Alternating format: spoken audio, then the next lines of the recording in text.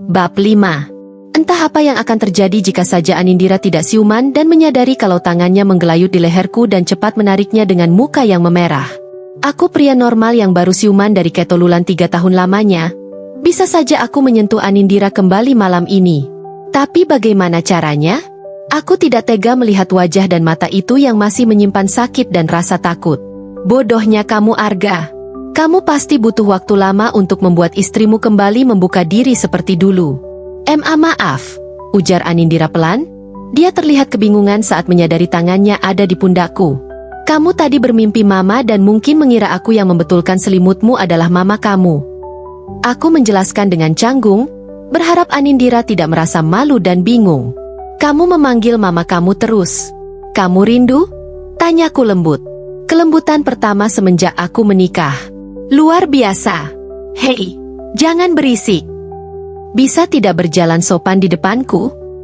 Jangan manja. Perkawinan kita tidak seharusnya terjadi. Jadi posisikan dirimu dengan baik, agar aku tidak semakin menyesal karena tiba-tiba menikah denganmu. Selama ini, aku mengucapkan kata-kata menyakitkan itu tanpa beban. Seperti tengah mengucapkan ramalan cuaca pada seorang teman baik yang baru berjumpa. Posisikan dirimu dengan semestinya, agar aku tidak semakin menyesal karena harus menyandang gelar suami untukmu. Kalimat sarkas yang selalu sukses membuat Anindira diam dengan wajah memucat.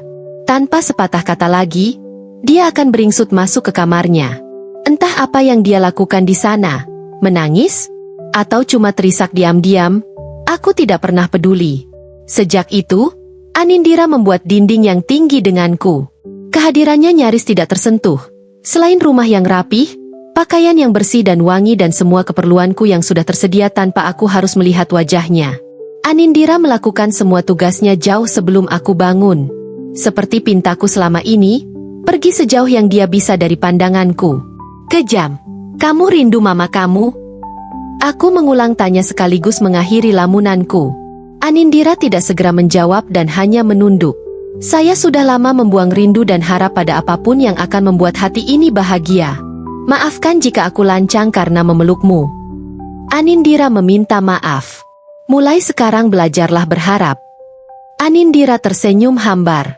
Mas terlalu sempurna untuk menerima harapan perempuan sepertiku. Maksudmu? Anindira tidak menjawab merapikan rambut legamnya yang terurai begitu saja di keningnya. Kita bicara yang lain. Anindira mengalihkan pembicaraan. Mas mau minum? Anindira yang tahu kebiasaanku saat bangun malam segera beringsut bangkit menuju dispenser di samping nakas. Menuangkan air hangat pada gelas yang biasa aku pakai yang ada di dalam laci nakas. Apa perlu aku tambahkan teh biar hangat dan rileks, Mas? Pandainya dia mengalihkan topik, dia seolah enggan berbicara perasaan. Anindira. Aku mendekat, menerima gelas yang diulurkan oleh Anindira tanpa melihat. Jangan terus menghindariku. Ucapku menatap tajam netra mata Anindira yang kecoklatan. Bukankah Mas yang meminta aku pergi sejauh yang aku bisa? Bukankah Mas yang meminta aku mandiri dan tidak mengganggumu? Bukankah Mas juga yang memintaku jangan pernah berharap pada pernikahan ini? Anindira tersenyum getir. Dan aku melakukannya untukmu. Agar Mas bahagia. Tapi, sudahlah, Mas. Tentang yang semalam lupakan. Apa maksudmu? Lupakan kau pernah menyentuhku semalam. Aku tahu ibu menginginkan keturunan. Tapi apa yang bisa kita berikan pada seseorang bergelar anak kalau di antara kita hanya ada kebencian dan sesal? Anak tidak akan bahagia jika pernikahan orang tuanya tanpa cinta. Aku makin mendekat. Apa aku tidak salah mendengar? Anindira yang kusangka bodoh dan lugu berbicara begitu panjang dan runtut. Lalu apa benar pula kalau sekarang di hatiku tidak ada cinta? Entahlah. Kau bisa bicara panjang lebar kepadaku. Anindira tersenyum, entah merasa lucu dengan pertanyaanku yang entah terdengar polos, entah terdengar bodoh. Aku wanita, kaum yang pandai mengutarakan rasa dengan untayan kata, tapi aku tahu diri, tak semua telinga ingin mendengar keluh kesahku. Maafkan aku, mulai sekarang belajarlah bicara padaku. Anindira tersenyum. Mas, nanti akan mendapatkannya dari wanita yang pantas.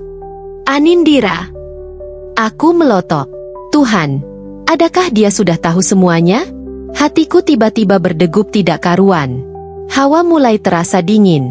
Sepertinya hari menjelang subuh. Lapat dari kejauhan mulai ada suara kalam ilahi dari pengeras suara masjid. Syahdu dan merdu menelisik kalbu. Anindira perlahan bangkit dan minta izin untuk ke dapur. Ibu memintanya membuat lontong sayur untuk sarapan pagi ini. Sambil menunggu subuh, Anindira akan membuat aron nasi dan menyiapkan bumbu. Aku mengikuti Anindira yang pergi ke dapur. Entah mengapa ada rasa tak tega melihat perempuan itu melakukan apapun sendirian selama di rumah ibu. Tak sekalipun Intan membantunya. Mas tidak usah mengikuti aku. Sebentar lagi subuh, tunggulah di kamar, ujarnya. Mas alergi dingin. Nanti aku bawakan teh jahe hangat. Anindira menghentikan langkah di ruang tengah. Setelah begitu banyak lembar luka yang aku goreskan dalam hatinya, dia masih saja peduli. Dadaku terasa menggerimit perih. Dapur ibu luas, nanti kamu iseng. Aku temani, ya? Mas mau menemani aku? Mata Anindira tampak tidak percaya. Tiba-tiba ada sekelumit binar yang muncul di dua netra matanya. Dia tampaknya senang aku temani. Aku tahu Anindira penakut. Tentu saja, kamu penakut bukan? Anindira tersenyum. Kali ini senyumnya manis dan lepas. Aku senang melihatnya. Baiklah, temani aku. Nanti mas aku bikinkan goreng singkong crispy. Asik.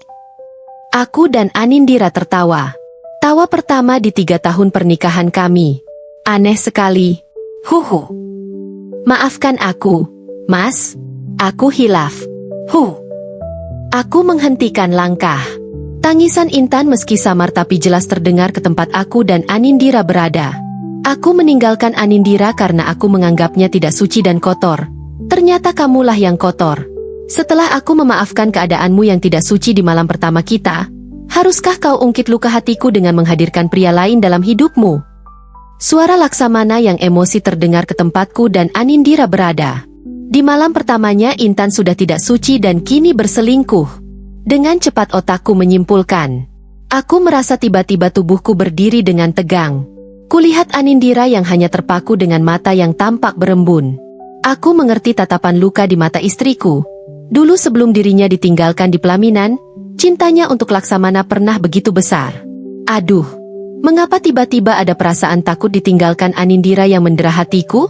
Adakah aku mulai mencintai Anindira? Lalu bagaimana dengan Wak Jamil dan Armala? Bagaimana juga dengan ibu dan bapak? Gusti Allah, aku tidak menduga kalau hati dan perasaanku akan serumit ini. Bersambung.